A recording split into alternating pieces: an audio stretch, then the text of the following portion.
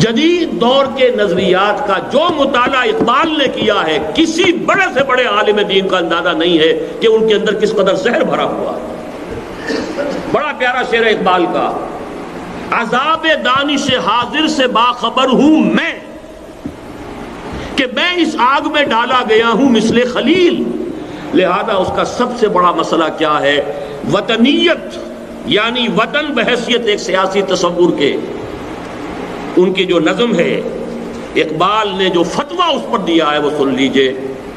اس دور میں میں اور ہے، جام اور ہے، جم اور، ساقی نے بنا کی روش لطف و ستم اور، تہذیب کے آزر نے ترشوائے صنم اور، مسلم نے بھی تعمیر کیا اپنا حرم اور، ان تازہ خداؤں میں بڑا سب سے وطن ہے، جو پیرہن اس کا ہے وہ مذہب کا کفن ہے۔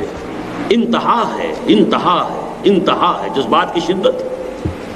یہ بت کے تراشیدہ تہذیب نوی ہے، غارت کرے کاشانہ دین نبوی ہے، بازو تیرا توحید کی قوت سے قوی ہے، اسلام تیرا دیس ہے تو مصطفی ہے، نظارہ دیری نہ زمانے کو دکھا دے، اے مصطفی خاک میں اس بت کو ملا دے۔